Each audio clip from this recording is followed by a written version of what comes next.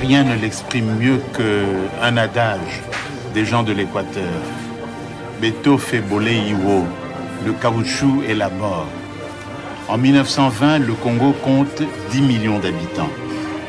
Par rapport à 1880, c'est 2 fois moins. Donc en 40 ans, le pays a perdu 10 millions de personnes globalement.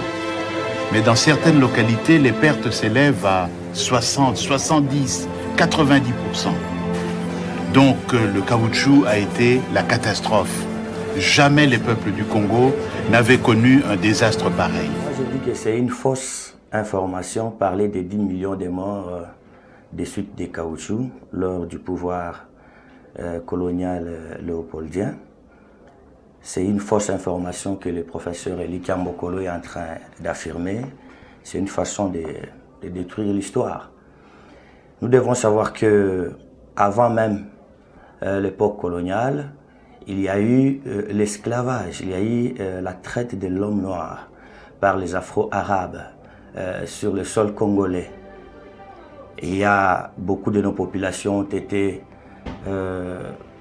achetées par les Afro-Arabes, par exemple dans les régions telles que du Maniema, les régions du Katanga, de la Lomami et aussi de l'Uturi. Beaucoup ont été achetés pour la simple raison d'alimenter le marché des Zanzibar. Alors, il y a eu un grand depeuplement de la population congolaise. Cet aspect-là, il faut aussi ne pas l'oublier. Et quand, même au niveau sous le haut patronage, bien sûr, de Léopold II, il y avait une enquête qui a été diligentée afin de retrouver les populations congolaises. Et il y a des missionnaires qui ont été envoyés aux Zanzibar et ils nous ont ramené beaucoup de nos populations ici au Congo. Nous avons un témoignage vivant de la famille Tchenge.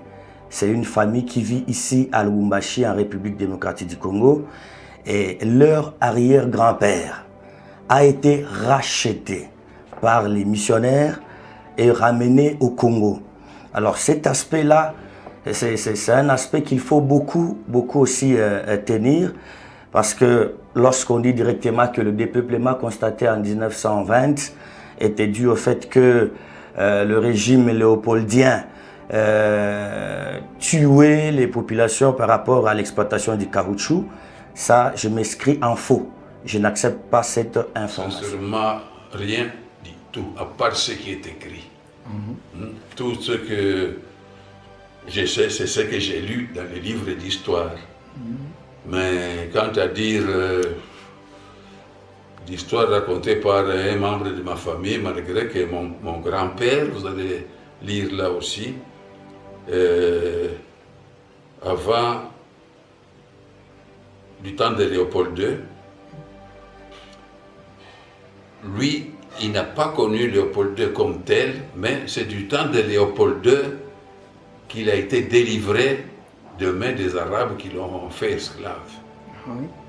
Et ce sont les missionnaires envoyés par Léopold II. J'ai même cité le nom de 2 missionnaires, c'était des Français, qui l'ont racheté parce qu'il a été vendu par sa famille. On a mangé sa mère en sa présence. On l'a vendu aux Arabes. Il a été enchaîné, traîné à pied jusqu'à Zanzibar. C'est à Zanzibar qu'il a été racheté par le premier missionnaire qui venait par cette voie-là. Et ces missionnaires, c'était des missionnaires envoyés par le cardinal Lavigérie, qui, à partir de la maison carrée qui se trouvait à l'époque en Algérie. Et c'était des missionnaires fondés donc justement par ce cardinal Lavigérie. On les appelait les pères blancs, et qui l'ont racheté. Et toute sa vie, jusqu'à sa mort en 1945, il est resté au service des missionnaires. Et c'est particulièrement de Monseigneur Roulens, qui était un des premiers missionnaires qui sont arrivés à l'époque. Alors lui, mon grand-père, ne m'a jamais parlé de Léopold II. Je ne sais même pas, enfin il connaissait peut-être son nom quand on lui racontait, mais il ne nous a jamais parlé à nous, ces petits-enfants, l'histoire particulière de Léopold II. Il nous racontait plutôt les histoires de ce qu'il a enduré quand il était esclave. Et donc, c'est un ancien esclave. Oui, des Arabes. Oui, il était vendu aux Arabes. Et racheté. Et racheté par les missionnaires. Il n'était pas le seul, hein. Il y en avait beaucoup. J'en ai connu d'autres d'ailleurs, ils sont restés presque tous à l'est de la République et beaucoup sont restés même en Tanzanie. Parce que dernièrement, il y a déjà un petit temps, j'ai parlé avec un chauffeur tanzanien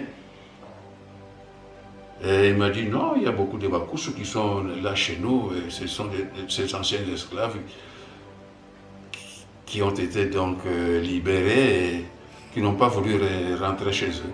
Tout comme mon grand-père, il n'est jamais rentré dans son village. Il a refusé.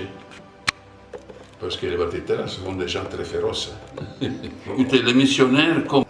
Et même quand on voit la photo lancée par Kazma, de main coupée, sur les cas de Epondo, c'était un accident. Ce n'était pas que Epondo, on avait coupé sa main par le militaire belge, juste parce qu'il exploitait les caoutchoucs. Non, ces derniers avaient démenti cette fausse information en disant qu'il avait connu un accident. C'est aussi encore un point très important. Mais je ne peux pas encore nier le fait qu'il y ait eu des abus ou qu'il y aurait eu des abus lors de l'exploitation du caoutchouc. Nous ne pouvons pas exclure ça parce que, bien sûr, en 1892, lorsque le régime léopoldien s'est décidé de rentabiliser le Congo, lorsqu'il prit la décision de constituer plusieurs domaines, plusieurs régions du bassin central, du bassin du Congo en des domaines privés de l'État, il y avait eu aussi de révoltes de la population. Lorsque vous venez, vous voulez exploiter une région et que cette région est exploitée par les autochtones, par la population d'une manière sauvage, bien entendu. Et quand vous venez, vous leur demandez, non, laissez, nous allons exploiter, il y a toujours eu des révoltes. Et lorsque la population s'est révoltée, l'armée ou encore le régime avait des méthodes que le régime utilisait. Il y avait des méthodes que le régime utilisait de faire comprendre la nécessité à cette population de laisser l'État gérer l'exploitation du caoutchouc afin de rendre l'État indépendant du Congo rentable. Mais lorsque d'autres personnes n'acceptaient pas, je n'exclus pas le fait qu'il pouvait y avoir de dérapage de la part de l'armée.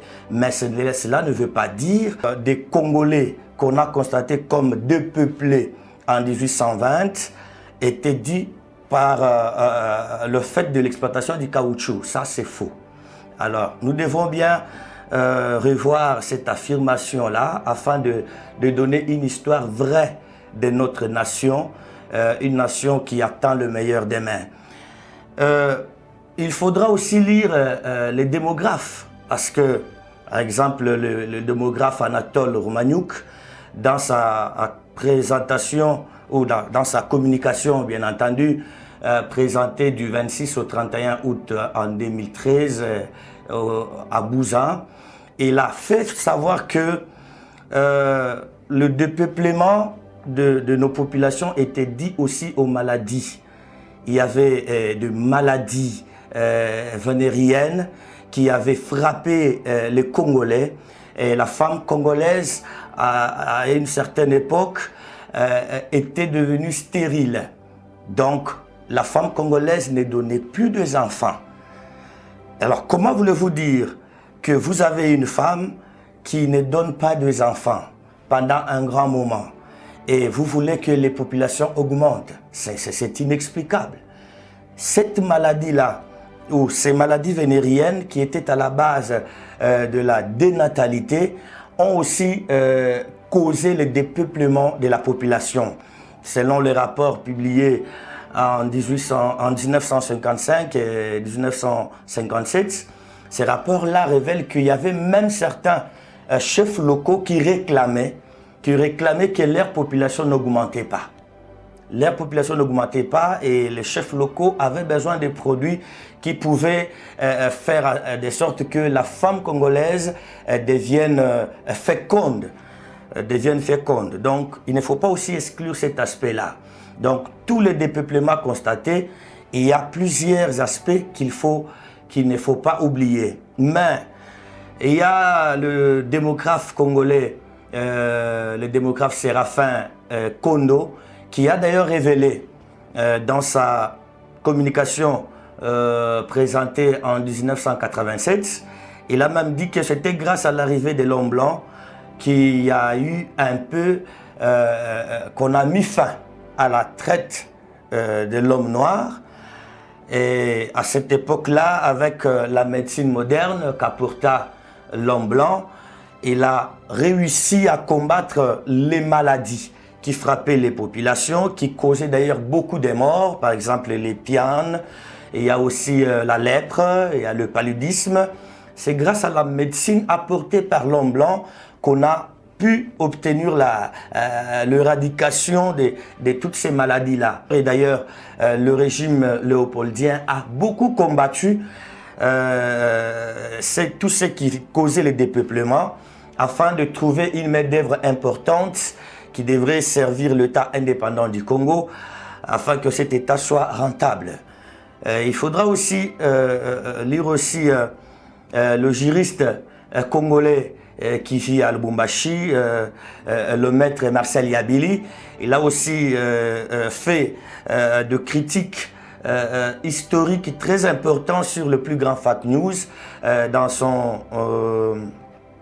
ouvrage intitulé « Le roi génial et formateur de Lumumba ». Il nous a aussi démontré comment cette affirmation, cette information des 10 millions de morts n'est qu'une fausse information. Ce n'est qu'une fausse information. De mon humble avis, je demanderai au professeur Eli Kambokolo ainsi qu'à d'autres historiens congolais qui soutiennent la thèse des 10 millions de morts de bien revoir encore les recherches afin de donner à la jeunesse congolaise une bonne histoire, une histoire bien écrite sur notre nation, parce que nous comptons à une nation meilleure demain, à une nation qui sera bâtie sur la vérité et non plus sur le mensonge. Sinon, il y a eu des douleurs, bien entendu, lors du régime léopoldien. Il y a eu des douleurs, tout a été accompagné par des douleurs, mais pas pour les 10 millions de morts. On ne peut pas, je répète, nier qu'il n'y avait pas des abus. Il y avait beaucoup d'abus au Congo pendant l'époque coloniale. Ça, c'est vrai. Mais aller jusqu'à 10 millions de morts, ça, c'est faux. Là, je m'inscris en faux. Il y avait la chicotte qui a été utilisée, mais elle n'était pas utilisée dans le but de tuer.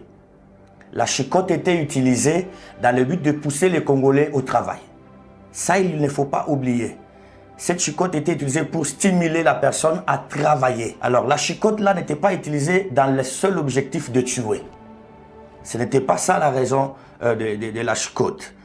Revoir un peu l'histoire en 1997, lors de l'arrivée de Laurent Désiré Kabila, le feu président, l'héros national. Lorsque Mouzé Laurent Désiré était entré en République du Zaïre, qui est aujourd'hui la République démocratique du Congo, il a aussi utilisé la chicotte. Il a aussi utilisé la chicotte avec l'armée qui l'accompagnait.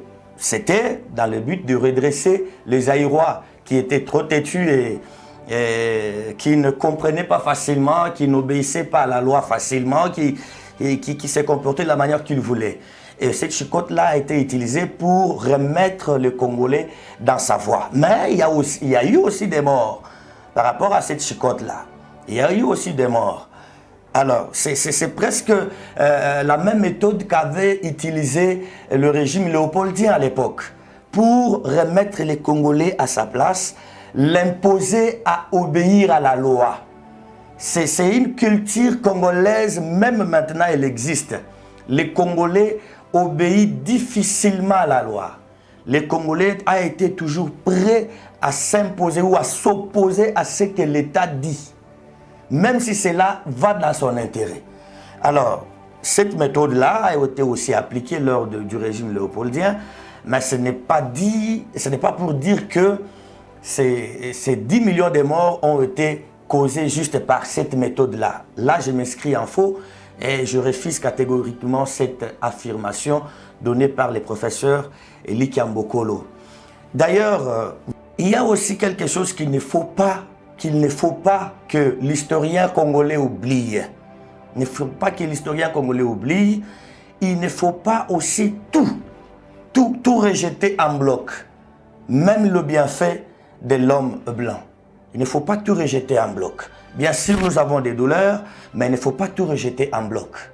L'homme blanc a aussi apporté un pouce très important sur la stabilité, sur le plan sécuritaire de la nation. Il y avait des conflits tribaux qui ont été stabilisés lors du régime léopoldien. Ça, il ne faut pas oublier. Vous savez l'histoire du Congo. Il y a eu de grands hommes qui ont défendu l'indépendance de la RDC et qui criaient tout haut les méfaits, les abus causés par Léopoldé. Je prends l'exemple de Patrice Emery Lumumba. Je n'ai pas encore lu ni entendu Patrice Emery Lumumba crier que lors de l'exploitation du caoutchouc, il y a eu 10 millions de morts. Patrice Emery Lumumba n'a rien dit sur ça. Donc c'est une fausse information que certains historiens sont en train d'alimenter, je ne sais pas pour quel objectif. Et nous, en tant que jeunesse congolaise qui comptons à l'avenir heureux de cette nation, nous ne pouvons pas accepter que cette fausse information-là tienne, que cette fausse information-là continue son bon chemin. C'est pourquoi je ramène notre éminent professeur Eli Kiambokolo à aussi lire les rapports ou les communications présentées par les démographes. C'est très important parce que ce sont les démographes qui nous donnent les causes de tout dépeuplement constaté pendant ces temps-là.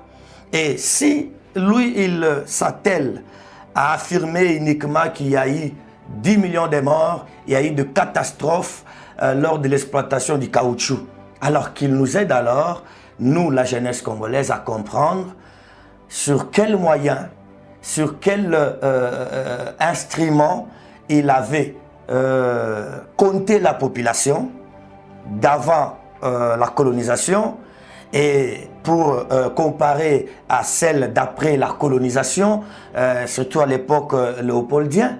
Parce que s'il nous donne ces instruments-là de travail qui l'ont aidé à faire ces statistiques, là nous allons comprendre. Mais jusque-là, la population congolaise n'était pas recensée. Il n'y avait pas un recensement exact pour déterminer le nombre de la population congolaise avant la colonisation et pendant la colonisation et après la colonisation. Il n'y avait pas un recensement exact. C'est pourquoi affirmer qu'il y a eu 10 millions de morts juste pour l'exploitation du caoutchouc, là c'est une fausse affirmation. Nous avons besoin de la vérité. Nous voulons que l'histoire de notre pays, l'histoire de la République démocratique du Congo soit écrite, mais la bonne histoire, pas une histoire où les mensonges est alimenté. Parce que plus vous alimentez les mensonges, plus vous induisez la jeunesse congolaise dans des erreurs et ce qui met en cause l'avenir de notre pays. Nous avons besoin d'un pays heureux, un pays assis sur la vérité.